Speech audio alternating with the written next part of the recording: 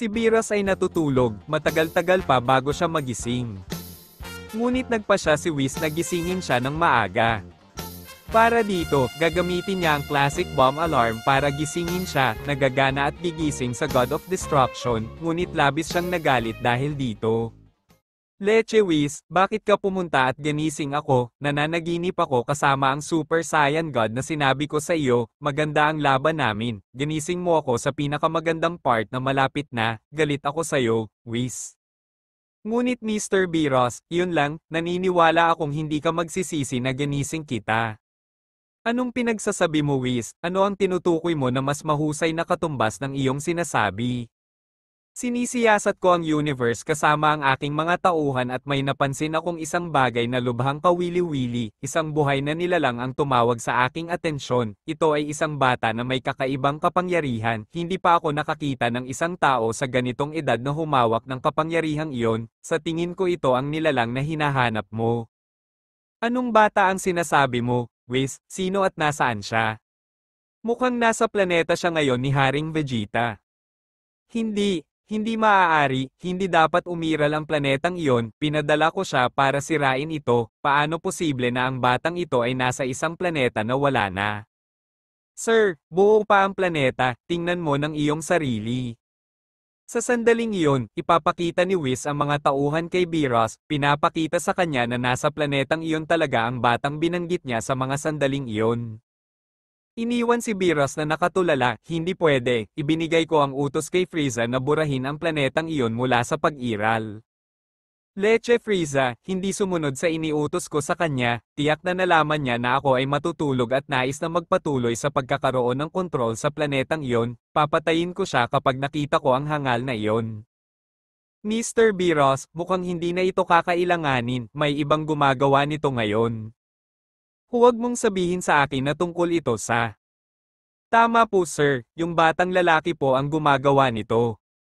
Hindi makapaniwala si Beerus na posible ito.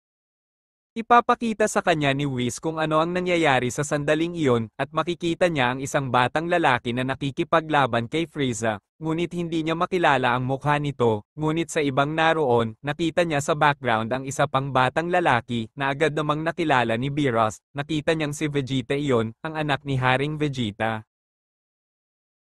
Bago natin ipagpatuloy, maaaring kang mag-subscribe sa channel na ito upang maging updated ka sa mga susunod na bidyong ating ipalalabas. Mr. Beerus, ang batang si Vegeta ay mayroon ding kakaibang kapangyarihan, masasabi kong pantay sila ng batang iyon. Hindi ito maaari Whis, ang anak ni Haring Vegeta ay halos hindi nalampasan ang 5,000 kapangyarihan, hindi ka makakataas ng ganito kalaki sa maikling panahon, o kaya ang dalawang Saiyan na iyon ang talagang nasa panaginip ko, ito ay kahanga-hanga. Sa abot ng aking paningin Mr. Beerus, ang batang iyon ay may mapupulang buhok. Ano ang ibig sabihin nito Whis? Nangangahulugan ito na naabot na niya ang banal na kapangyarihan, ang kapangyarihan ng isang Diyos. Hindi pwede, Whis, ito ang nakita ko sa panaginip ko. Kung gusto mo ay maaari nating bisitahin ang mga batang iyon. Siyempre gusto ko, ginising mo ako sa panaginip ko at akala mo mananatili ako dito ng naka-cross arm, kailangan kong makipaglaban sa kanila at tapusin ang gawain ni Frieza, na sirain ang planetang iyon. Bilang iyong utos, Mr. Beerus. Sa sandaling iyon, pareho silang aalis patungo sa planetang Vegeta, kung nasaan sina Goku at Vegeta sa sandaling iyon. Samantala sa planetang Vegeta, na-corner si Frieza ng pambihirang kapangyarihan ni Goku, na pagtanto niyang wala na siyang magagawa laban sa Saiyan, alam niya kaagad na hindi siya makakalaban sa kanya, kaya nagpasya siyang gumawa ng napakarumi at duwag na galaw. Nagpasya siyang bumaba sa planeta, kung saan nanunood ang mga naninirahan. At si Frieza sa kanyang mga kamay sa lupa, ay magko-concentrate ng maraming kapangyarihan sa kanyang kanang kamay, at sasabihin ng duwag na ito. Ngayon ay magtatakda ako ng mga patakaran dito, kung susubukan mo akong salakayin, hindi ako magdadalawang isip na wasakin ang walang kwentang planetang ito, kung tutuusin, ito naman ang gusto niya, at ngayon nasa palad ko na ang kapalaran ng planetang ito. Inis na sabi ni Goku, duwag ka Frieza, hindi ko akalain na aabot ka sa ganito, saka ano ang imumungkahi mo. Hinihiling ko ang aking spaceship na umalis sa planetang ito, at iiwan kita na may kapayapaan, ipinapangako ko. Natahimik ang mga kawal ni Frieza nang makitang sumuko na ang malupit na si Frieza, at kailangan niyang gumawa ng ganoong kaawa-awang hakbang na ganoon, nawala ng respeto si Frieza sa mga sundalong iyon. Tumawa ng malakas sina Bardock at Haring Vegeta nang makita nila ang ginagawa ni Frieza dahil sa kaduwagan. Na magpapagalit kay Frieza, at iisipin niya, Leche, isinusumpa ko, babalik ako para patayin sila. Si Goku ay nasa pagitan ng isang bato at isang matigas na lugar, dahil kung sasalakayin niya muli si Frieza, nangangahulugan ito ng kabuoang pagkawasak ng kanyang planeta, at kung hindi niya ito aatakihin, ang ibig sabihin nito ay iiwanang buhay ang taong umalipin at nagpahiya sa kanila sa loob ng maraming taon. Pipilitin ni Vegeta si Goku na patayin siya, wala akong pakialam kung anong mangyari, patayin mo siya Kakarot, deserve ng hangal na yan ang kamatayan sa lahat ng ginawa niya sa atin.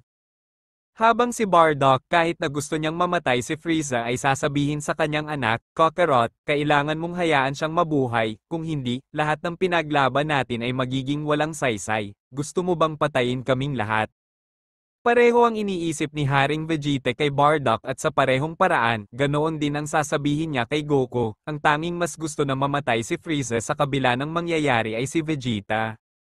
Leche Kakarot, ipinapangako ko na kung hindi mo siya papatayin, ako mismo ang gagawa. Sasabihin ni Haring Vegeta sa kanyang anak, manahimik ka Vegeta, wala ka bang pakialam sa planetang ito, gusto mong mawala ang ating lahi, huwag kang makasarili Vegeta, ito ay para sa ikabubuti ng lahat. Hindi pinansin ni Vegeta ang sinabi ng kanyang ama, at susubukan niyang makipaglaban para salakayin si Frieza. Ngunit hahampasin siya ng malakas ni Haring Vegeta sa mukha, dahilan para bumagsak si Vegeta sa lupa, anak, sabi ko huwag kang makisali. Sa pagkakataong ito si Vegeta ay nakinig sa kanyang ama dahil sa kabila ng pagiging mas makapangyarihan kaysa sa kanyang ama. Siya ang kanyang ama at kailangan niyang sundin siya. Ayos lang dad, nanalo ka, iiwan ko siyang buhay, gaya ng gusto mo. Pagkatapos ng maraming pag-iisip tungkol dito, tatanggapin ni Goku ang panukala ni Frieza, at susubukan niyang iwan siyang buhay. Okay Frieza, hindi kita papatayin, at papayagan kitang tumakas mula sa planetang ito na parang duwag. Sa sandaling iyon, tatayo na si Frieza at lilipad at aalis sakay ng kanyang spaceship. Ngunit bago ito nangyari, isang sinag ang tumusok kay Frieza sa isang mahalagang bahagi, dahilan para mamatay siya kaagad, kasing simple ng ipis. Ang lahat ng tao sa lugar ay labis na nalito nang wala sa oras na may pumatay kay Frieza at hindi ginawa ng sinuman sa mga taong naroroon. Ngunit sa di kalayuan, may mapapansin kang kilalang-kilala ni Haring Vegeta at ng iba pang mga Saiyan. Si King Cold, ang ama ni Frieza, ang pumatay sa kanyang sariling anak, o kaya, naisip. Ngunit si Frieza ay tila buhay pa. Lalapit si King Cold at malalaman kaagad ni Frieza na siya ang may gawa, kaya't si Frieza sa matinding paghihirap ay sasabihin, Ama bakit mo ginawa ito? Hindi ko kayang magkaroon ng duwag na anak, ipinagmamalaki kita, ngunit ito ay isang malaking pagkabigo, pinagtaksilan mo ang iyong lahi sa pamamagitan ng pagpapahiya sa iyong sarili sa harap ng mga Saiyan. Kailangan kong gawin ito ama, papatayin nila ako, masyadong malakas ang isang bata. Hangal ka, sasabihin ito ng ama ni Frieza, at pagkatapos ay tatapusin siya, at ngayon ay namatay na si Frieza. Isang ganap na katahimikan ang bomb-alot sa lugar, walang nakakaintindi sa kanilang nakita, tinapos ng isang ama ang buhay ng sariling anak. Sasabihin ni King Cold, duwag ang hangal na iyon. Lahat ng mga Saiyan na naroroon ay lumuhod nang makita nilang dumating si King Cold, ngunit sasabihin sa kanila ni Goku. Bakit nyo ginagawa yan? Lumuhod kayo sa tatay ni Frieza, bumangon kayo agad, sa tingin nyo ba nasa ilalim pa rin kayo ng mga diktador na yan? Sa sandaling iyon, tatayo ang mga Saiyan, totoo, tama ang isang bata, hindi na natin kailangang maging magalang at masunurin sa harap nila, bahala na ang ating tagapagligtas. Tatayo si King Cold sa harap ni Goku na nagsasabi sa kanya, ha ha ha, kaya, ikaw ang may gawa ng lahat ng ito, isang bata. At nakikita ko na ikaw ang isa na pinamunuan din ng aking lahi ng Saiyan. Iniisip ko kung naparito ka upang samahan ang iyong anak sa impyerno, wala akong problema sa'yo. Sa katunayan, hindi kita kilala at salamat sa pagligtas sa akin sa gulo, maya-maya lang ay papatayin ko na ang Frieza na iyon. Hindi na karapat-dapat ang aking anak na mamuno, ito ay isang kapahamakan, kaya nga ako nagbalik at ikaw ay babalik sa ilalim ng aking utos. Marami akong misyon para sa iyo, mayroong 4 na planeta sa North Galaxy na hindi pa nasakop at magagamit ko upang ibenta ang mga ito sa magandang presyo. Tatayo si Haring Vegeta sa kanyang harapan at sasabihin sa kanya, anong kalokohan ang pinagsasabi mo, hindi na kami tatanggap ng utos mula sa iyo, nakakaawa ka gaya ng anak mo, huwag mong isipin na iba ka sa kanya, parehong nakakadiri, intindihin na hindi mo na kami utusan, ngayon ay ibibigay namin siya sa iyo at inuutusan ka naming umalis ngayon din. Ha ha ha, pero anong kalokohan ang sinasabi mo Haring Vegeta, kailan ka pa naging madaldal, ngayon gusto mo akong bigyan ng mga order. Seryoso ito, magpasalamat ka na binibigyan kita ng pagkakataong umalis at kunin ang bangkay ng iyong anak. Itataas ni King Cold ang kanyang kamay upang tapusin ang buhay ni Haring Vegeta. Ngunit may pumutol sa kanyang braso at nalaglag ang kanyang braso sa lupa. Alam ni Haring Vegeta na ginawa ito ni Goku. Ngunit hindi ito alam ni King Cold dahil hindi niya ito namalayan dahil sa sobrang bilis ni Goku, kaya iisipin niyang si Haring Vegeta iyon. Pero paano, hindi pwede.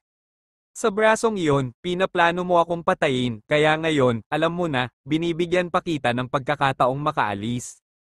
Hindi ito posible, naputol yung braso ko, paano niya iyon ginawa, hindi ko man lang siya nakitang gumalaw, leche. Susubukan siyang patayin muli ni King Cold gamit ang kabilang braso niya. Ngunit sa parehong paraan, ang kabilang braso ay mapuputol, iniwan si King Cold na walang mga braso. Leche, ang mga braso ko.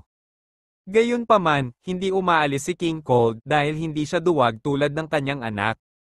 Kaya, dadagdagan niya ang lahat ng kanyang kapangyarihan ng sabay-sabay gamit ang huling anyong ito, ngunit gayunpaman. Tatawa si Haring Vegeta, hahaha, akala mo ba may pagkakataon kang manalo, ang pinakamalungkot na bagay ay hindi ako ang gumawa nito sa'yo. Tatayo si Goku sa kanyang harapan, lumulutang sa taas ng kanyang mukha na nagsasabi sa kanya, ako ang pumutol ng mga braso mo, kung ayaw mong pagpira-pirasuhin kita ng buhay, umalis ka, ito na ang huling pagkakataon na ibibigay namin sa iyo. Leche, Saiyan, ginagawa ko ang gusto ko, wala ni isa sa inyo ang mag-uutos sa akin, naiinis ako na ikaw ay nakahihigit sa akin.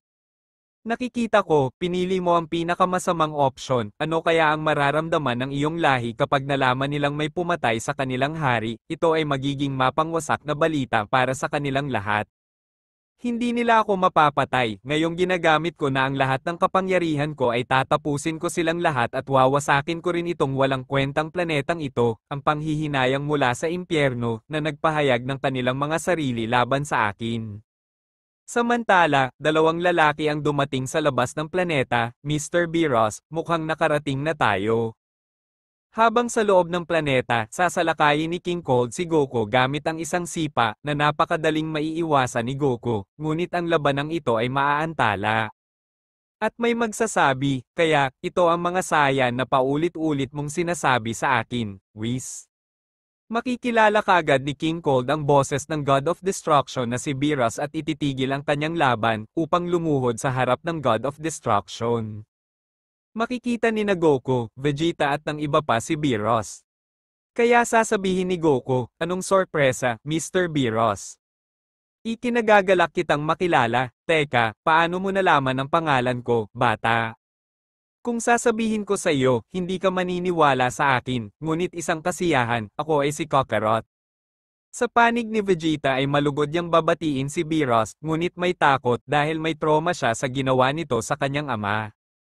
Si Beerus sa sandaling iyon ay tatapos sa buhay ni King Cold na sinasabi, isa na siyang istorbo, wala siyang silbi sa akin, kung hindi niya magawa ang kanyang layunin ay hindi siya karapat-dapat na magpatuloy sa buhay.